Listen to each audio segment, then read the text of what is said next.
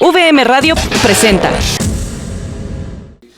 Nos acompañan nuestros dos ponentes. ¿Alguna indicación? Moderador, ok.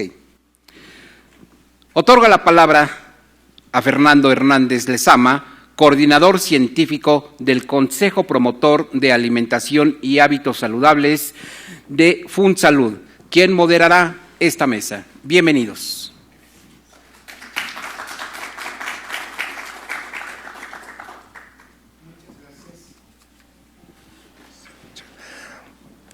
Muy buenos días. Agradezco mucho al Instituto Aspen la invitación y la organización de la mesa. Y para iniciar los trabajos de esta mesa, quisiera comentarles, digamos, un poco la dinámica que pretendemos seguir. En primer lugar, el objetivo que vamos a tratar de cubrir con estas presentaciones es el que se identifique a qué nos referimos cuando estamos hablando de inocuidad. Tradicionalmente hemos visto el fenómeno de inocuidad relacionado con la microbiología. Si un alimento nos causa algún malestar, si algún alimento nos provoca un daño. Pero también hay productos que constituyen parte de los alimentos y esos elementos que son parte de los alimentos se convierten luego en factores que a largo plazo también pueden provocarnos o tenernos algunos ciertos problemas. Uno de los aspectos también muy importantes es ver, que esto les vamos a pedir, vamos a escuchar de nuestros participantes, cómo la tecnología no es solamente una secuencia de ocurrencias y que alguien decide un día que le va a poner más de esto o le va a poner más de otra cosa o va a usar un sistema para apretarlos más rápidamente los productos y entonces eso darnos una ventaja, sino que es el resultado del saber científico. La ciencia se traduce en tecnología y la tecnología se traduce en innovaciones. Y las innovaciones siempre están dirigidas a mejorar la vida de los seres humanos.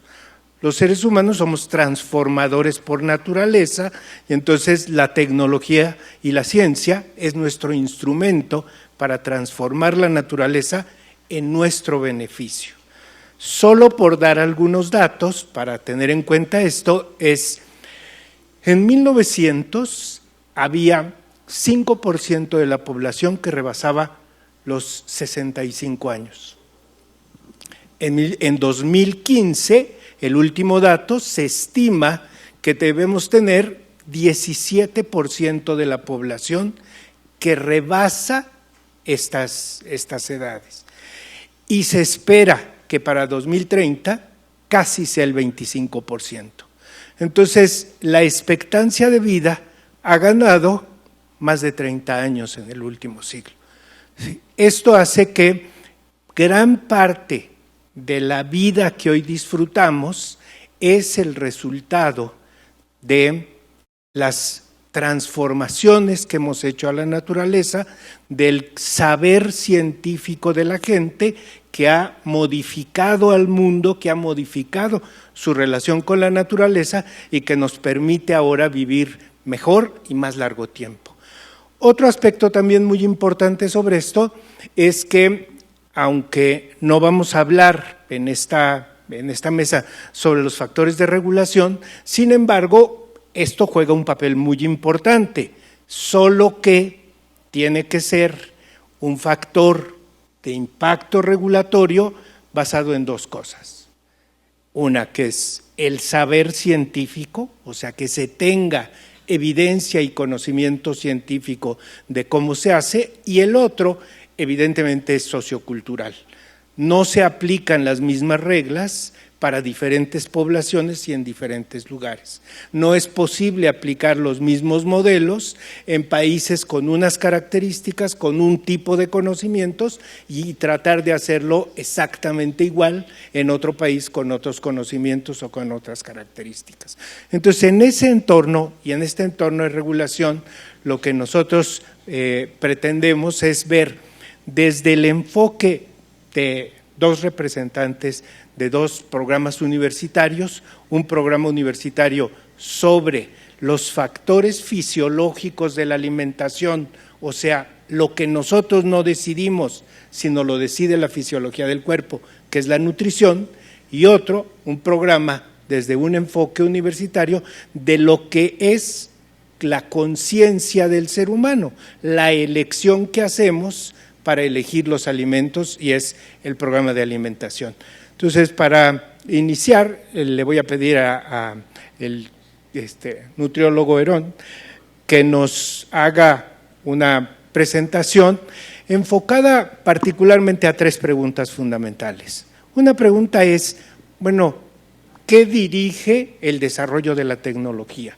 ¿Cuáles son los factores de la elección de la sociedad que hacen que dirijamos hacia uno o hacia otro lado las incorporaciones tecnológicas?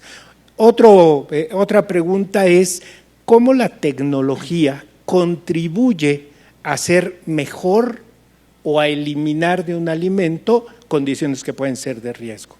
Y una tercera pregunta es, bueno, ¿qué se hace en este caso en la universidad para mejorar y darle más enfoque a la carrera y a los alumnos de la licenciatura en nutrición? Correcto. Muchas gracias. Buenos días a todos, doctores. Un gusto compartir la mesa de discusión pues, con grandes expertos en el tema. Innovación y tecnología dirigidas a la inocuidad alimentaria sin duda es un tema muy importante porque va de la mano totalmente con los avances científicos. Parte de lo que me preguntas, actualmente tenemos la industria 4.0 que trabaja directamente de la mano con el Internet de las cosas, la Big Data y diferentes estrategias de Internet, de tecnología, en el cual también hace al usuario o a los consumidores decidir y tener al alcance diferentes productos con características que llenen o que realmente sean funcionales para cada uno de ellos. Entonces, poco a poco la tecnología ha alcanzado a diferentes sectores, específicamente ahorita de la industria alimentaria, en el cual ya contamos con microencapsulación, nanoencapsulación, en el cual podemos tener diferentes situaciones en las cuales los alimentos pues van a ser enriquecidos o van a tener algunas mejoras sensoriales que va a ayudar al consumo en la población mexicana y no solamente de este país, sino a nivel mundial. Entonces eso es muy importante. Tenemos algunos trabajos con bacteriófagos, que son algunos virus que trabajan directamente sobre bacterias, en el cual podemos colocar en los alimentos para evitar el desarrollo de estas y tener o evitar las enfermedades transmitidas por alimentos. Eso también es muy importante y viene de la mano del avance científico que está llegando a la industria alimentaria. También la proteómica es muy importante en la identificación de principalmente de las proteínas en los alimentos. Tenemos biosensores, tenemos biochips de ADN en el cual pues van a fortalecer y fomentar un producto alimenticio específico para cada uno de los consumidores y va de la mano con el avance. Sin duda la visualización del futuro y el aprovechamiento de la innovación es un paso que tiene un impacto muy importante en la alimentación, porque si bien tenemos productos industrializados que pueden tener algún impacto negativo al ser hipercalóricos o tener alguna cantidad de macronutrientes mayores, también tenemos ciertos beneficios o ciertas ventajas que van a apoyar a que ese consumo llegue a los diferentes sectores de la población y puedan aprovechar esos beneficios directamente. Los institutos, las universidades, los centros de investigación, todos están trabajando con el fin de promover una cultura saludable, ¿no?, de alimentos saludables en la población. La FAO tiene diferentes estrategias que ha implementado en México, que van enfocadas en 3 ejes principales en relación a la alimentación en México. Sí tenemos ciertos focos que atender, muy importantes, y por dar algunos datos voy a mencionar. Actualmente el Coneval nos indicó que tenemos 53.4 millones de mexicanos en el 2016 que vivían en la pobreza. Si bien tenemos un avance científico muy importante, también tenemos un atraso en algunas comunidades, ya lo comentaban en la mesa anterior. De esa población tenemos 9.4 millones de personas que se encontraban en pobreza extrema. Todavía no alcanzamos a erradicar, si bien hemos bajado el porcentaje y la tasa,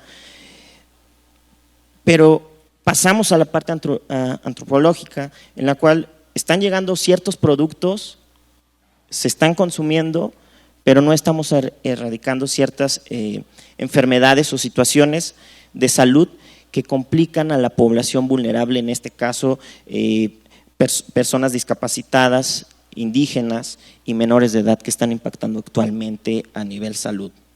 La UNICEF nos dijo que 1 de cada 8 niños menores a 5 años tienen una desnutrición, y todos estos datos tienen un impacto en las últimas 4 décadas negativo en cuanto a la alimentación de la población mexicana. Están conviviendo 3 situaciones simultáneas: la desnutrición, el sobrepeso y la obesidad. Y aunado a todo el avance tecnológico, no podemos corregir aún la desnutrición, pero somos de los primeros lugares en tener personas que viven con sobrepeso o obesidad, y están aunados a diferentes comorbilidades que están afectando a la población mexicana. Actualmente México ocupa el primer lugar en América Latina en la venta de productos altamente industrializados, y sabemos que algunas de las técnicas que acabo de mencionar que apoyarían a la realización de estos alimentos, si bien serían una técnica a favor para la conservación de los micronutrientes con un impacto en la salud favorable, no estamos haciendo todavía en la parte industrial que nuestros productos tengan esa calidad de inocuidad y llegar a las poblaciones más vulnerables para lograr erradicar ciertas patologías o ciertas situaciones que comprometen la salud de la población. Hablando de estos 3 ejes que mencionaba de la FAO, es tiempo de reflexionar y sumarnos en este cambio que se necesita en el país, ya que si bien tenemos toda la tecnología, tenemos la parte educacional en las diferentes instituciones privadas y de gobierno, aún falta sumar la parte industrial y abrir las puertas a nuestros alumnos para que puedan participar y fomentar en las poblaciones vulnerables como parte del servicio social o el apoyo a la comunidad. Entonces, sí es muy importante. ¿Qué hemos hecho nosotros en la Universidad del Valle de México?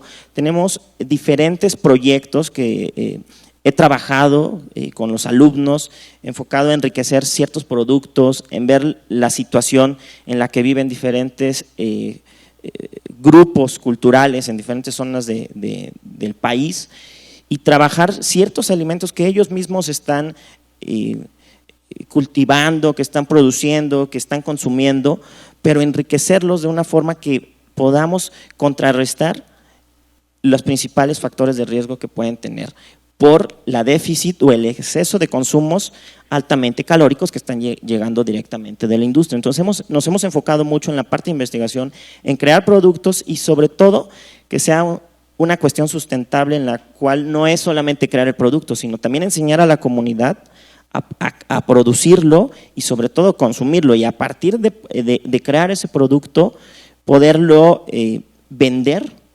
en la misma comunidad o en las regiones aledañas, ¿no?, a la comunidad. Es lo que hemos fomentado. Tenemos en la universidad una incubadora de empresas, la cual apoyamos a nuestros estudiantes a que sigan desarrollando estos proyectos, estos protocolos de investigación. Hemos tenido diferentes notas de impacto a nivel nacional y a nivel internacional, en la cual se está comprobando y se está fomentando cada día más la investigación con nuestros alumnos y con el objetivo de apoyar a la gente que más lo necesita, sobre todo trabajando en el área de la salud principalmente.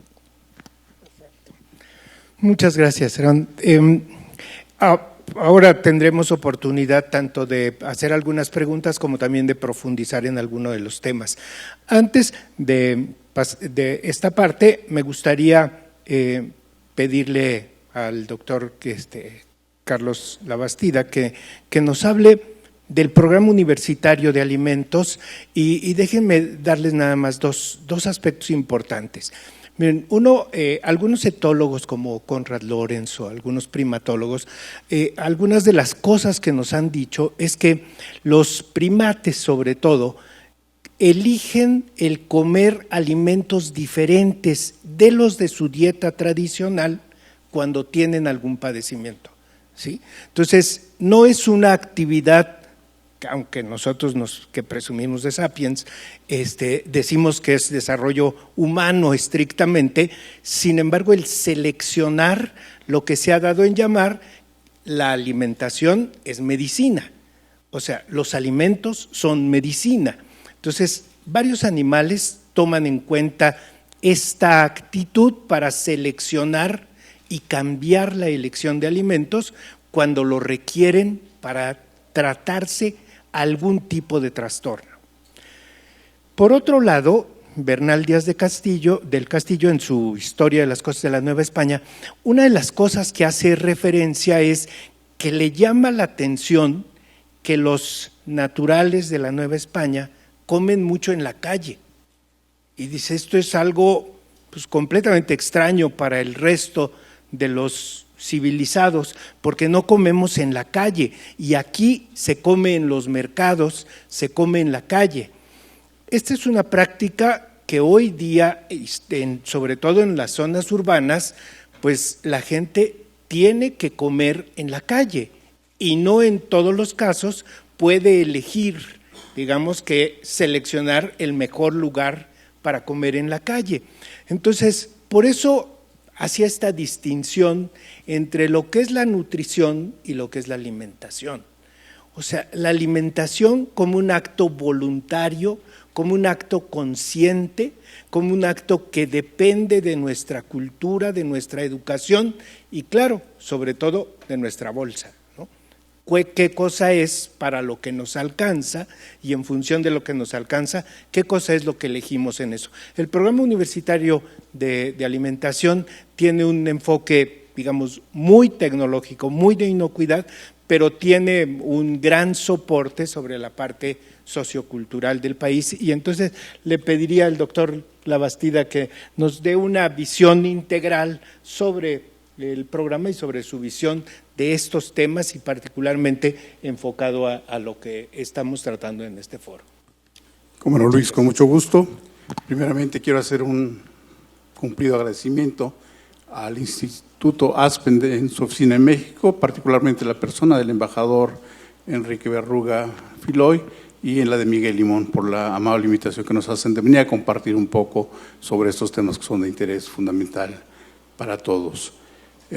Quisiera inicialmente, a partir de los temas explicitados en el título del foro, en el subtítulo y en la denominación de la mesa, hacer algunas reflexiones que den pie para poder seguir comentando en el curso del desarrollo de la mesa sobre estos temas y, por otra parte, atender los amables planteamientos de Luis. Dice el Foro Tecnología para la Seguridad Alimentaria, es fundamental. Pero antes que haya tecnología, antes que haya innovación, tiene que haber ciencia y tecnología propiamente, ¿no? Y aquí lo importante, y tendría que ser una premisa básica, tenemos que fortalecer nuestro sistema de ciencia y tecnología en general en nuestro país. Es de la mayor importancia porque es a partir de ahí en todas las áreas del conocimiento, donde surgen los nuevos conocimientos y los se dan convergencias entre áreas que parecieran muy distintas, distantes y lejanas, sobre el nuevo conocimiento, que al rato que convergen, pues tenemos una innovación importante, y esto se da en muchos ámbitos y por supuesto también se da en el área de la alimentación. Necesitamos fortalecer particularmente la formación de recursos humanos en el área, en el país completamente. Siendo la Universidad Nacional Autónoma de México una de las instituciones más importantes del país en la generación de estos recursos, junto con todo el sistema de ciencia y tecnología que están involucrados, universidades estatales, los centros CONACYT, por ejemplo, sin duda que se hace un esfuerzo importante, pero que no resulta todavía de la capacidad o la importancia que merecería este país y su gran problemática en muchos ámbitos. Entonces, eso tiene que quedar en la conciencia de todos nosotros. Necesitamos como país fortalecer nuestro sistema de ciencia y tecnología, necesitamos formar más y mejores investigadores en muchos ámbitos y, por supuesto, particularmente en aquellos ámbitos que nos son de mayor importancia, como son los temas de la salud, de la alimentación, de la educación y algunos otros. Requerimos también de una fuerte inversión en infraestructura y en equipamiento científico. No es desconocido para ustedes que vivimos en una época y un gobierno basado en la austeridad también, y que esto tiene implicaciones importantes en la determinación de los presupuestos que se otorgan a las instituciones de educación superior, y que esto finalmente va a tener un impacto importante en este interés que nosotros tenemos de tener un sistema científico y tecnológico más sólido, más amplio, por esta limitación de recursos también. Sin embargo, es importante invertir más en ciencia y tecnología. Este es un planteamiento que se ha hecho desde hace muchos años en nuestro país, de aumentar el porcentaje del Producto Interno Bruto para esto, pero por una u otra razón no se ha hecho. Hoy sigue siendo una demanda importante, necesitamos aumentar los recursos económicos para la ciencia y la tecnología. A partir de los conocimientos científicos y tecnológicos es que vamos a poder derivar innovaciones en muchos ámbitos y particularmente en los que están relacionados con la inocuidad en los alimentos. El subtítulo del foro dice Presente y futuro de la nutrición en México. Es crítico también, y es amplísima la temática relacionada con la nutrición en muchos ámbitos, en muchos sectores, en muchas regiones, en muchos lugares, pero tenemos un gran problema ahora que es importante, ya se ha expresado aquí en más de una ocasión, pero es importante poner el dedo en la llaga. Vivimos en un estado de emergencia epidemiológica desde noviembre de 2016 y parece que poca gente lo advierte. En noviembre de 2016, el Estado mexicano, a través de sus autoridades sanitarias, decretaron el estado de emergencia para 3 circunstancias particulares. Uno para sobrepeso y obesidad y otro para diabetes, dadas los impactos que estas circunstancias tienen sobre la salud de los mexicanos. Hace ya, vamos a cumplir 3 años en breve, en el próximo 1 de noviembre, y los avances que se han registrado son lentos y son insuficientes también. Estas decisiones fueron basadas en los resultados de la Encuesta Nacional de Salud y Nutrición 2016 de Medio Camino, que es un documento riquísimo, que es de lectura obligada para todos aquellos que se dedican a la nutrición en nuestro país y debiera ser para todos los que comemos. Pero lo más emblemático de esta publicación es lo que muchas veces ya hemos escuchado. 7 de cada 10 adultos estamos en una condición de sobrepeso y obesidad. 3 de cada 10 niños lo están también y casi 4 de cada 10 adolescentes lo están. Es decir, tenemos una escala distinta en este momento, pero que todo apunta a que si no se toman acciones importantes en los próximos años, esto va a constituir una crisis que puede colapsar a nuestro país. No va a haber sistema económico que pueda soportar la cantidad de enfermos de diabetes, de hipertensión arterial, de síndrome metabólico, de dislipidemias, de enfermedad renal crónica, que son o que tienen como factores de riesgo el sobrepeso y la obesidad. Entonces tenemos que ir por la economía de la prevención y no por la economía de la cura, porque no va a haber posibilidad de hacerlo. El sobrepeso la obesidad y la diabetes no son problemas sencillos, son problemas complejos, además son multifactoriales. Es importante que este concepto quede grabado en la mente. No es sencillo, es complejo y son muchas determinantes que lo causan. Evidentemente, para atenderlo tienen que darse acciones en muy diversos campos también relacionados con esto. Y si no se hacen en la mayor parte de ellos, pues difícilmente vamos a tener avances en el corto o en el mediano plazo. Entonces, los sistemas de ciencia y tecnología tienen un papel sumamente importante en apoyo a la seguridad alimentaria. Si uno revisa la cadena alimentaria desde la producción, incluso antes, ahora pensando en términos de semillas o preparación de suelos, etcétera, hasta el consumo, en cada una de estas fases de la cadena tienen implicaciones importantes, una gran cantidad de innovaciones tecnológicas, ¿no? Desde la mejora de semillas, por ejemplo, o la fertilización de suelos, los sistemas de riego, la agricultura de precisión, las cadenas del frío en el transporte de alimentos, los transportes mejorados para cuando se ocupan para largas distancias, también tienen que tener ciertas condiciones.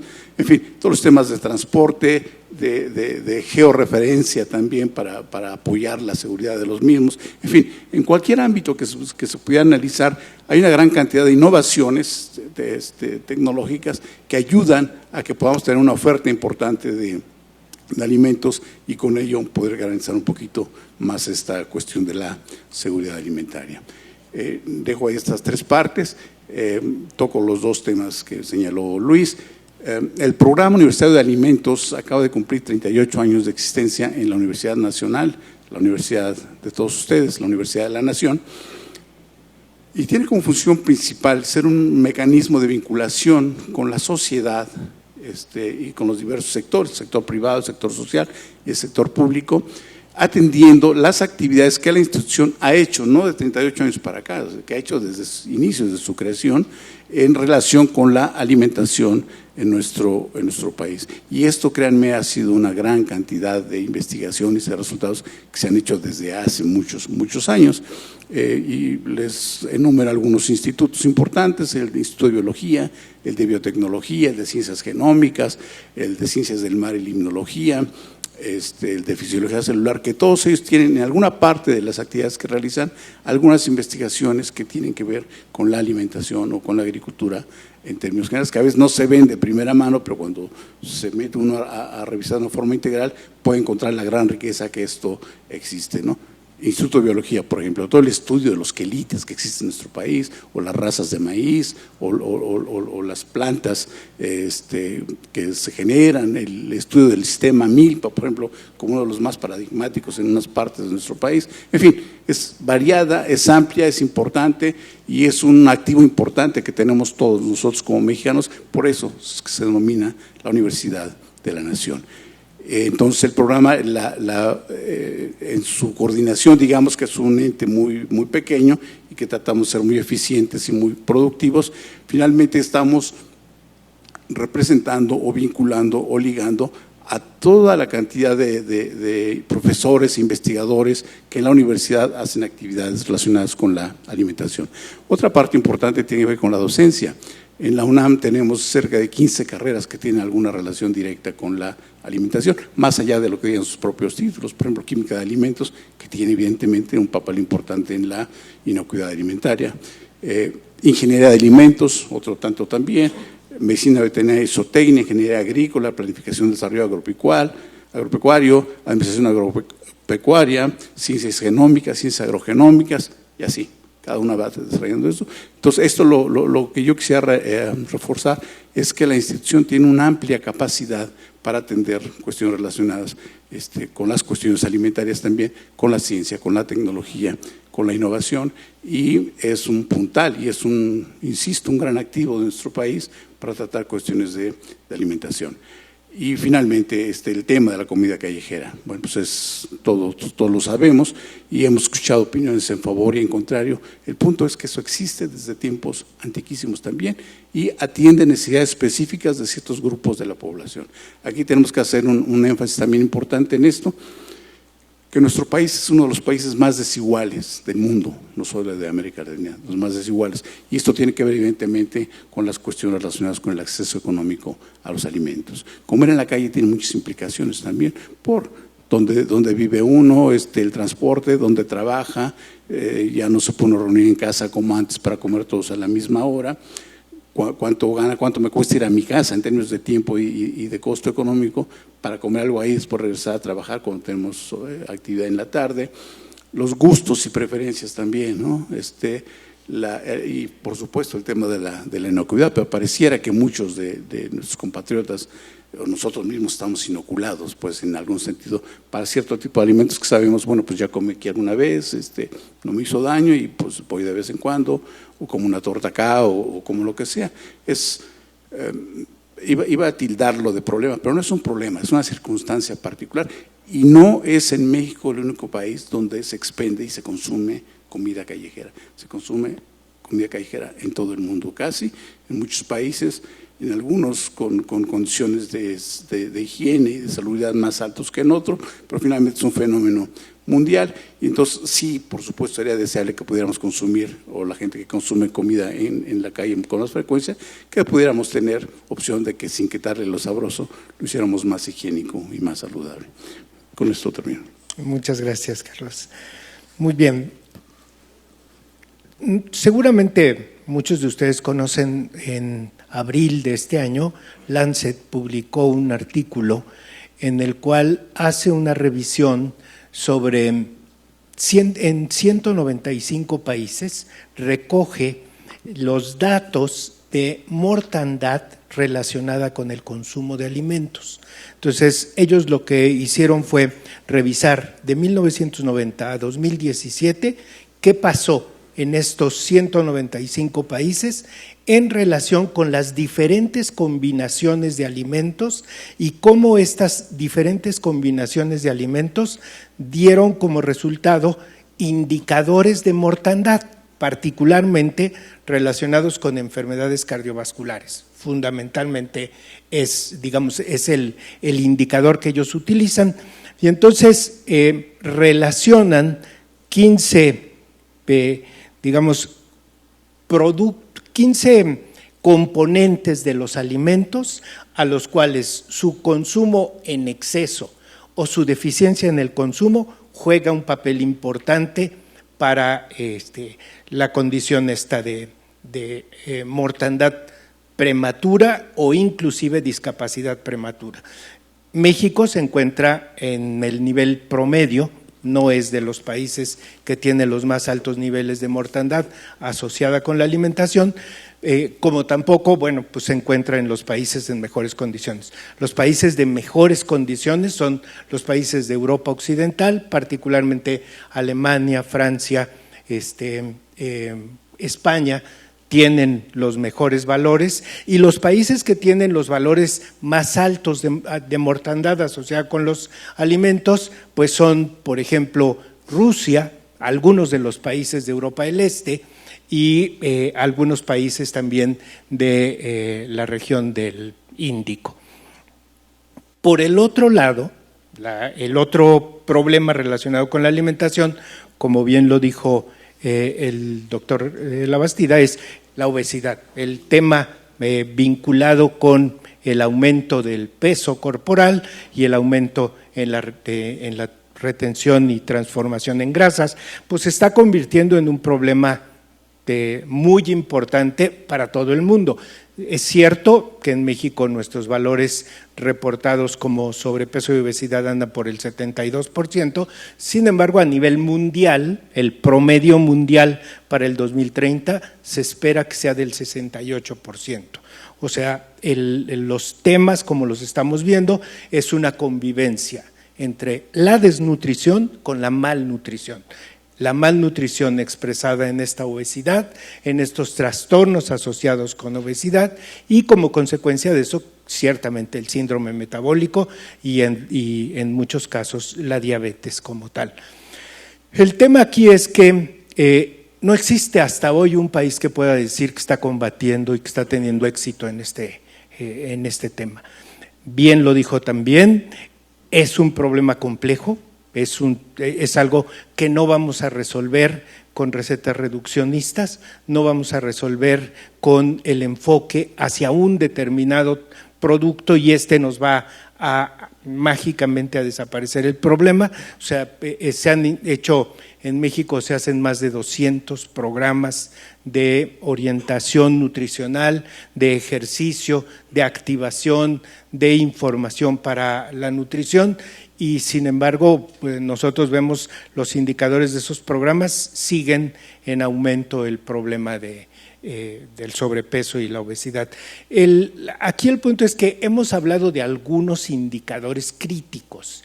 Estos indicadores críticos juegan un papel en muchos de los casos como aditivos de los alimentos y en algunos otros de los casos el papel de estos componentes básicos, bueno, pues es parte de lo que le da el gusto por el alimento, ¿no? Entonces, mi pregunta a ambos, me gustaría empezar por Herón y luego pedirle al doctor Labastida también que nos dé su opinión, pero mi pregunta es, ¿cómo desde la óptica de las universidades, del apoyo no solamente a la relación del alumno con la formación profesional individual, sino la universidad como un factor de comunicación hacia la sociedad en general, está teniendo o puede tener un impacto en la búsqueda de solución de estos temas?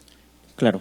Bueno, nosotros hemos estado participando en diferentes proyectos en el cual atacamos diferentes comunidades y lo principal que abordamos es la educación en nutrición, que es parte de lo que ya mencionaban en la mesa anterior.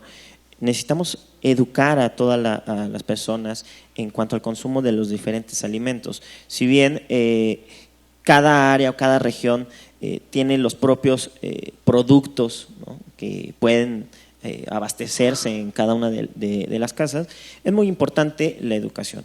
Y esta parte de la educación en nutrición, nosotros tenemos algunas brigadas de alumnos que participan en algunos programas también sociales, de la mano con instituciones de gobierno que apoyan y fomentan, por supuesto, la participación de las universidades en cuanto al impacto en qué sí se debe comer, porque hay personas, hemos tocado diferentes escuelas primarias y aunque impactamos directamente a los niños, yo te digo que el problema ahorita no es en los niños, porque quien revisa la alimentación de cada uno de ellos son los papás. Entonces también lo que solicitamos no solamente es dar la charla, pesar, medir y tener estadística, que es mucho de lo que hoy se tiene, ¿no? Tenemos siempre los porcentajes de sobrepeso, obesidad, tenemos el porcentaje de las personas que viven con diabetes, tenemos el porcentaje de personas que tienen hipertensión, pero ¿qué estamos haciendo, no? ¿Cuál es el impacto y cómo lo vamos a medir? Entonces, nuestras charlas, la comunicación que hacemos directamente con los papás, tratamos de que sea constante, no solo de ir solo una vez a esas escuelas primarias y olvidarnos de ellos, sino dar un seguimiento. Actualmente tenemos diferentes observatorios de nutrición que están participando directamente en el título de la mesa, que es seguridad alimentaria. Entonces, eso es lo más importante. Y retomando un poco la cuestión del foro, de la mesa, del título de la mesa, es muy importante impactar directamente en la agroindustria. La FAO y el Programa Mundial de Alimentación nos dice que la pobreza y el hambre se puede erradicar si impactamos directamente en la agricultura, ¿vale? Actualmente, de cada 10 pesos que se destinan en esta área en México, 6 pesos van a programas sociales, a salud, educación, y solamente 2 pesos van a la agricultura, a programas directamente de abastecimiento, de enriquecimiento de algunas semillas, de apoyar a los productores pues, del campo, que es la materia prima que va a llegar y va a ser procesada para tener esos alimentos inocuos y que van a apoyar a la nutrición de las personas. Entonces, sí es muy importante revisar programas que tengan un impacto. Yo creo que se han medido, otros han funcionado, otros los han eliminado, algunas autoridades de gobierno, pero si estamos dejando de impactar en lo básico, que va a ser la producción de un producto alimenticio enriquecedor, para combatir las enfermedades. Ya hoy sabemos que tenemos sobrepeso, obesidad y que también tenemos desnutrición. Y tenemos diferentes productos en el mercado para alcance de diferentes personas, pero ¿qué tan enriquecedores han sido estos alimentos, ¿no? Eso sería el aporte que deberíamos de hacer como instituciones de salud. La parte de la investigación, se ha recortado el presupuesto, entonces sería interesante que todas las instituciones, los observatorios de nutrición, que estamos trabajando en la misma sintonía o hacia el mismo objetivo, sumarnos y realmente tener un impacto en la comunidad. Perfecto, muchas gracias. Doctor. Muchas gracias. Hablaba hace un momentito sobre dos de las funciones principales que tiene nuestra institución, que es la investigación y la docencia. La tercera, y no menos importante, es la extensión de la cultura lo más ampliamente posible.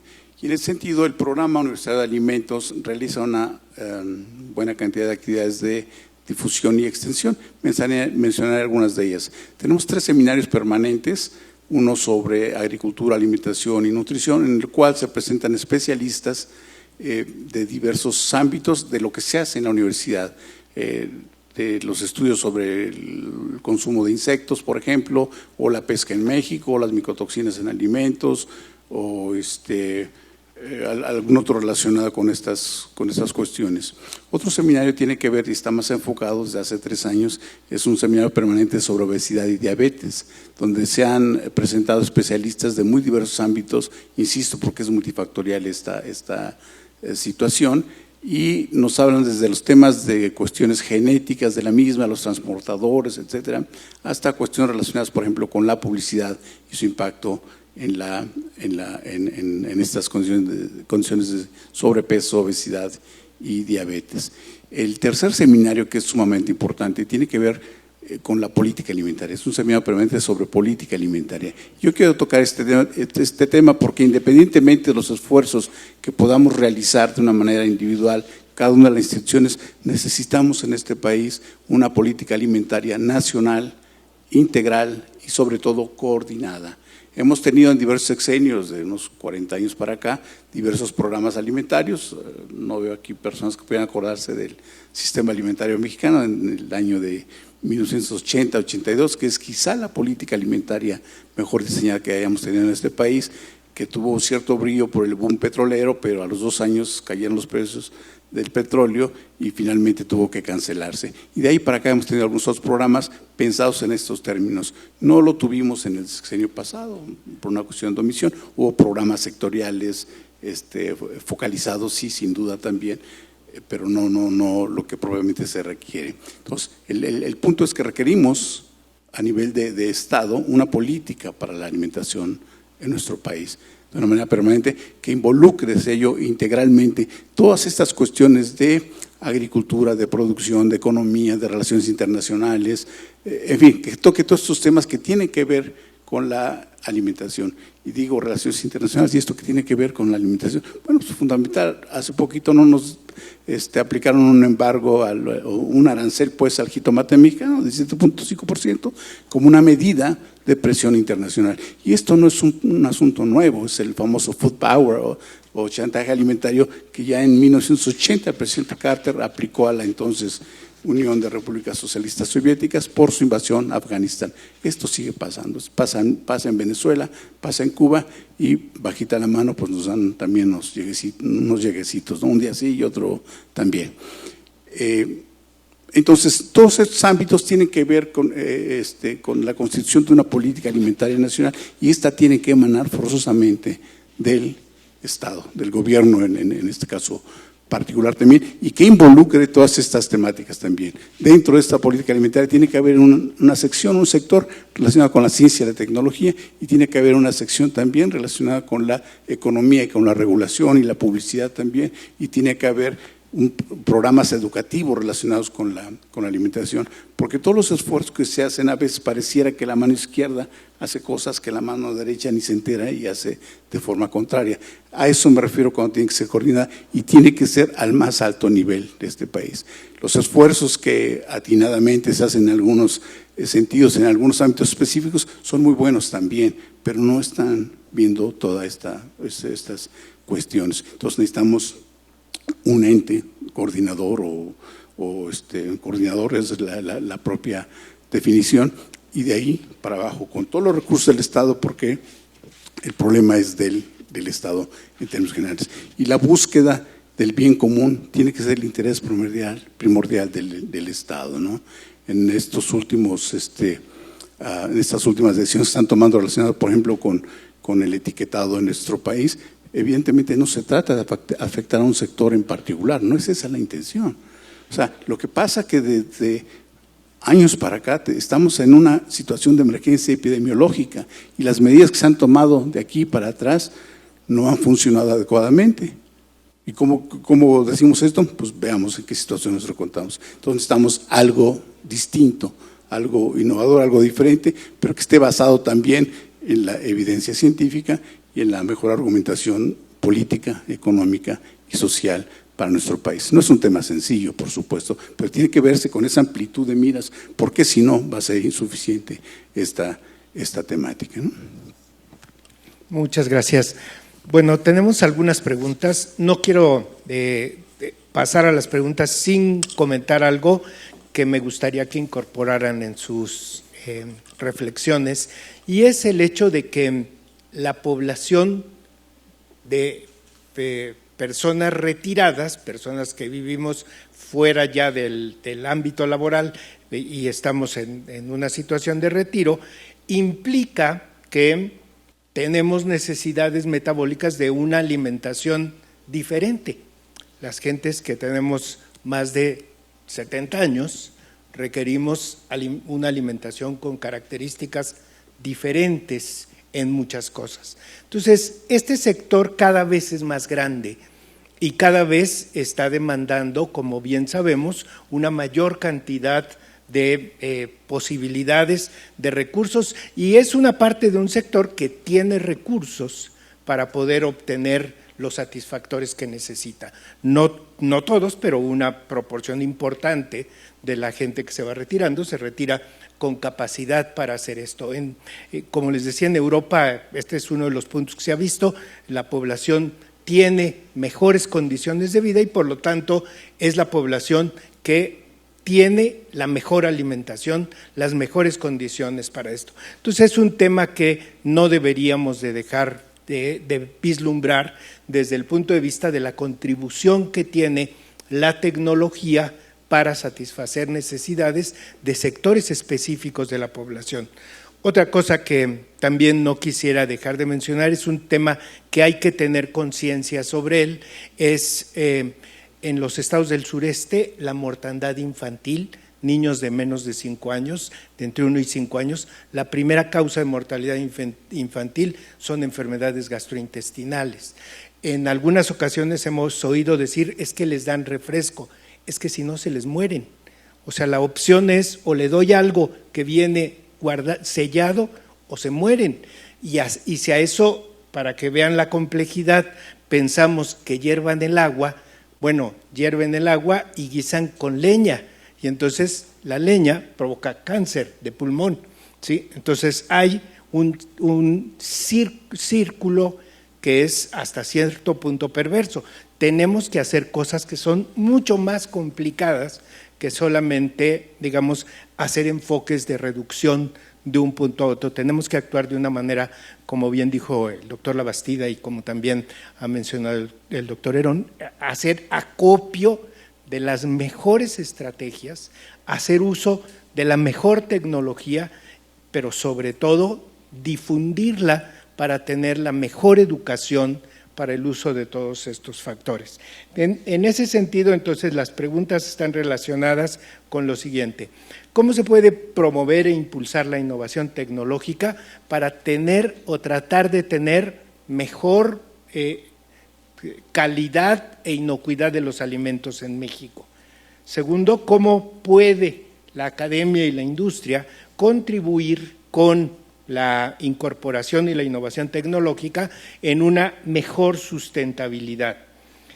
Por el otro lado, ante las nuevas tendencias y necesidades de las que estamos platicando, cómo la academia debe jugar un papel mucho más activo para ofrecerle a la sociedad mejores soluciones y más accesibles a su cultura y más accesibles también a sus recursos económicos. Mucho se ha mencionado aquí sobre las limitaciones de recursos para acceder a ciertos tipos de productos. Y por otro lado nos piden también darles algunos ejemplos de innovación tecnológica que hoy día ya están presentes en determinados tipos de alimentos y que esos tipos de alimentos juegan, por así decirlo, un papel importante en la alimentación y en la nutrición de la población general. Y por el otro lado, pues esas son todas las preguntas. Les pediría, por favor, sus respuestas a ambas y, a manera de conclusión, una visión, digamos, de cierre de tecnología, inocuidad y sociedad. Correcto. Bueno, relacionado a la biotecnología alimentaria, tenemos diferentes productos y principalmente son las técnicas.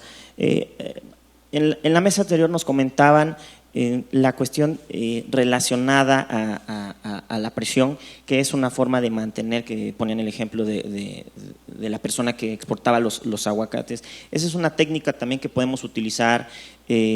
Los bacteriófagos, que son los virus que estaba comentando, ya fue autorizado directamente por la FAO en ciertos productos para evitar la contaminación o el crecimiento de diferentes bacterias que atacan directamente a estos productos.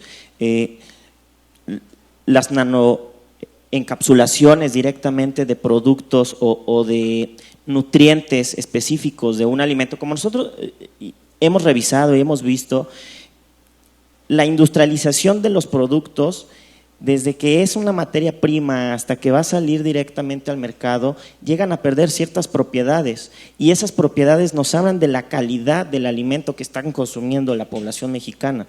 Ahora, a partir de la tecnología, ¿cómo voy a retomar toda esa pérdida de nutrientes y volver a colocarlos en los productos altamente industrializados o en los productos industrializados?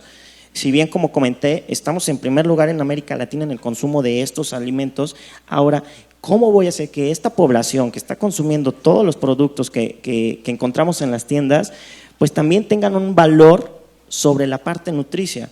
Porque si bien tienen los diferentes macronutrientes o incluso micronutrientes en el etiquetado, pero estamos perdiendo también cuestiones muy importantes. Hoy bien sabemos que los productos altamente industrializados nos causan diferentes enfermedades no transmisibles, crónico no transmisibles. Entonces, de esta forma la tecnología, la inocuidad alimentaria, pues debe de trabajar. Hoy tenemos biofertilizantes que han estado trabajando incluso nuestros alumnos de QFBT relacionados a la producción de los alimentos en el campo. ¿Por qué? Porque ya los fertilizantes químicos que se han estado utilizando pues también están modificando algunas cuestiones relacionadas a los alimentos. Entonces, desde la parte orgánica, ver cómo podemos atacar directamente y tener un consumo y una inocuidad en los productos finales, obviamente en cada una ahora sí que de las cadenas de calidad que debemos de estar revisando en todo el proceso, desde que tenemos la semilla hasta que nuestro producto está en un empaque. También tenemos algunos bioempaques, tenemos incluso adición a ciertos micronutrientes adicionados a algunos alimentos que van a apoyar. Si bien comentaba el doctor, en Europa hay cierta calidad, pero también en Europa hay ciertas deficiencias. Allá está la población con mayor índice de intolerancia al gluten. En México ya estamos empezando a tener ese crecimiento por las modificaciones y obviamente la parte cultural, ¿no? de la mezcla de las diferentes personas que vienen a nuestro país. Entonces, sí es muy importante trabajar directamente en el impacto del campo, que hemos descuidado cierta parte, que va aunado a un producto alimenticio de calidad. Tenemos demasiados productos en el mercado, pero no toda la gente, aunado a la educación en nutrición que hace falta en el país, pues pueden saber qué producto sí, qué producto no, ¿no?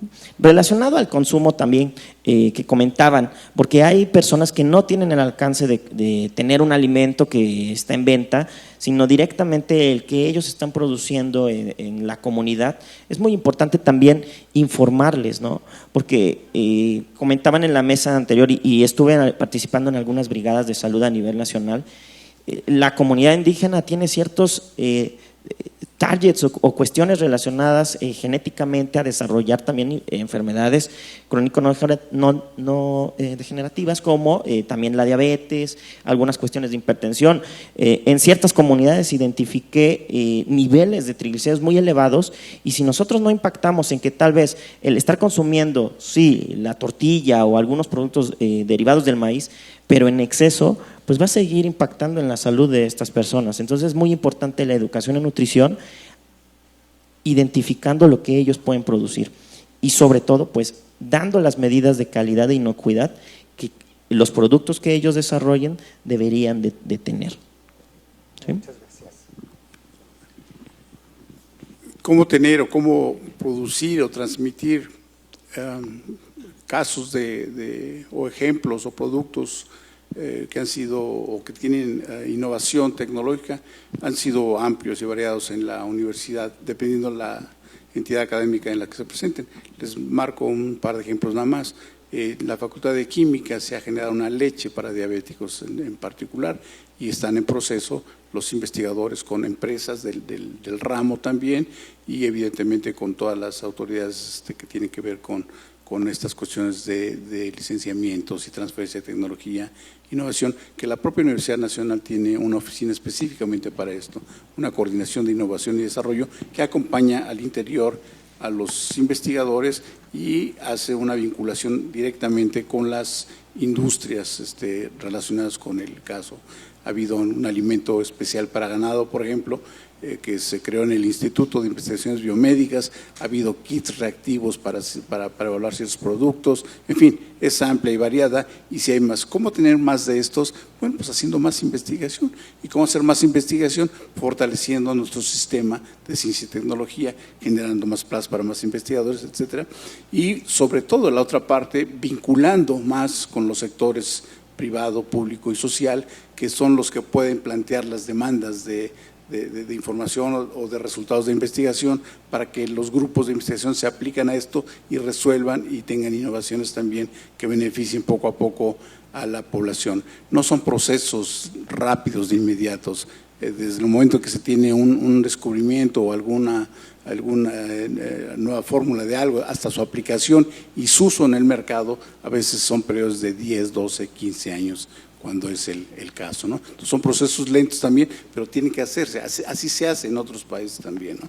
Entonces, la forma de tener más innovaciones en todos los ámbitos es haciendo más ciencia, tecnología y vinculándola con los sectores que los reciben. Fue una luz de preguntas, pero acordarme algunas de ellas.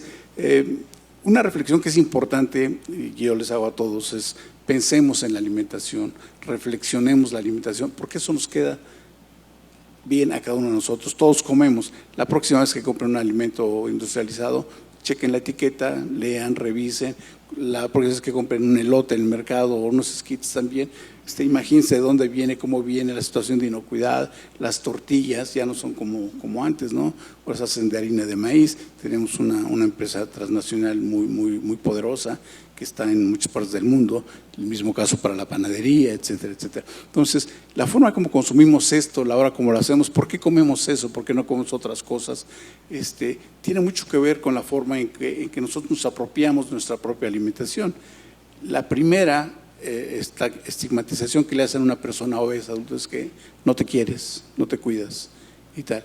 Pero estas circunstancias entrañan una complejidad enorme también psicológica, antropológica, biológica, en fin, que no es tan fácil dilucidar y no es tan fácil corregir con una o dos acciones importantes. Entonces, veamos esta cuestión reflexionando la alimentación de todos los días y darnos un poquito de cuenta de la importancia que tiene para nuestra vida, no solo nosotros, sino las personas que conviven con nosotros. Cuando hablemos de diabetes, veamos a nuestro alrededor, nuestras propias personas, nuestras familias, nuestros amigos, para que nos demos cuenta del daño tan importante que ocasiona en el tejido social esta enfermedad, y entonces pensemos hacia atrás, una ingeniería en reversa, bueno, ¿y qué lo causa? Porque si sabemos que tal o cual cosa que consumo, no cambio mi forma de ser, no cambio mi forma de consumir, entonces hay factores psicológicos también que tienen que ver con esto, incluso las adicciones también. Y lo otro tiene que ver primero con la generación de información consensuada, validada científicamente, y mucho, de una manera muy importante, con la difusión que se haga de esta información, y para esto se necesita campañas masivas y permanentes, bien ideadas, inteligentes, que no hostiguen, que no estigmaticen, etcétera. Y aquí quiero soportar este comentario, en el sentido de una campaña que se hizo a finales del sexenio anterior. Seguramente lo vieron en las grandes fotografías en los parabuses o en la prensa escrita, cuántas pizzas te comes, cuántos panes te comes, tal. Es decir, no hay alimento malo per se, por sí mismo, ¿no? Es la forma como lo consumimos, cada cuándo, en qué cantidades, en qué porciones. Hemos trastornado nuestra forma de comer, hemos distorsionado nuestras porciones también. Antes un atole, un jugo eran 240 mililitros, hoy son de litro los jugos. Pero los jugos son buenos, son naturales. Bueno, pues sí, pero un jugo de ese tamaño ya lleva 8 naranjas, ¿no? ¿Quién se come 8 naranjas? Que además ya no lleva la fibra, por ejemplo, ¿no? Etcétera. Pero bueno, pues fui al parque a hacer ejercicio y ya cuando termino, pues ya me lo gané, ¿no? Entonces lo que me quita la sed, y eso es nada más para aplacar el calor. Refrescos, es una lata grandota que tiene hasta 14 equivalentes de cucharadas de azúcar, o los de 355 mililitros, promedio de 8 o 9. Cuando vemos en una bolsita la cantidad equivalente de azúcar, es que nos podemos dar cuenta, por una parte, de que no estamos muy atentos a lo que estamos consumiendo en términos generales. Analicemos, pensemos y tomemos decisiones cada uno de nosotros en el sentido que sea. Pero es importante que haya como parte de esta política alimentaria nacional, una campaña permanente de difusión con información consensuada, con soporte y argumentación científico validado, que nos permita poco a poco, no vamos a cambiar en 2 años. Nos ha tomado llegar hasta acá casi 40 años, desde que empezó la crisis sobrepeso y obesidad. Si el gobierno actual, los gobiernos en el mundo tomaron una decisión drástica, hoy en día esto no va a caer así. Va a tardar otros 20, 30 años también. Pero si no lo toma, y es lo grave, vamos directo al colapso económico, social y sanitario también, ¿no? Entonces, el interés que tengo en señalarles esto es que reflexionemos la forma como consumimos, como los ambientes, lo que hacemos, cómo lo hacemos, cada cuándo, etcétera, y pensamos un poquito, y con esos elementos finalmente estamos con personas que tienen una formación universitaria o preuniversitaria, pero somos el 5% de la población en nuestro país, que ya se ha señalado aquí más de una vez, la cantidad de pobres que tenemos, casi 51 millones, de una población total de 127 más o menos en nuestro país, 10-12% en pobreza extrema, que no saben qué van a comer el día de mañana, y son los que están en la serranía, que no tienen acceso a muchas cosas, ¿no? Entonces, tengamos en cuenta toda esa parte, y casi no lo tratamos, pero todo el componente económico y social es fundamental. El problema de alimentación en nuestro país no es de disponibilidad o por falta de alimentos, es una cuestión de acceso económico. Ustedes van a la central de abastos, que es la central de abasto más grande que hay en el mundo, después de una francesa y una española. Si van a cualquiera de los 300 y tantos mercados locales que tenemos en nuestras alcaldías, o los tianguis, hay comida de todo tipo y de sobra, pero cuando te tocas el bolsillo y ves lo que quieres comprar, entonces lo que determina finalmente el acceso y el consumo. Entonces, no se tocó mucho en esta sesión esta parte de la economía, pero sí quiero señalar la importancia de esto. El problema alimentario, en una gran parte de su composición, tiene que ver con el acceso económico a los alimentos. Nada más. Muchas gracias. Pues, primero que nada, felicidades al Instituto Aspen y a la universidad por la realización de este foro. Es un tema muy importante, es un tema de gran relevancia, y aunque es un tema relevante, es todo un reto organizarlo. Yo hubiera pensado que estando en una universidad estaría llena de alumnos y el foro estaría despertando un gran interés en la juventud, ya que lo están viendo como un elemento del día a día. Por eso tiene más valor el hecho de organizar este evento, el hecho de tratar de impulsar mucho el conocimiento en estos temas. Y muchas gracias a los participantes. Carlos, muchas gracias, y a ustedes muchas gracias también por su interés, por participar en el evento, y pues espero que la mesa de alguna manera haya servido para aclarar algunos de los puntos en los que hay mayor importancia y mayor interés sobre este tema. Gracias. Bien, les ofrecemos un fuerte aplauso a los participantes de esta mesa Innovación Tecnológica e Inocuidad Alimentaria, gracias a nuestro moderador Fernando Hernández Lezama, así como a nuestros participantes Carlos Labastida y Herón Salgado Martínez. Ahora es el turno de Jesús Alberto Quesada, doctor y maestro en Ciencia de la Alimentación de la Universidad Iberoamericana.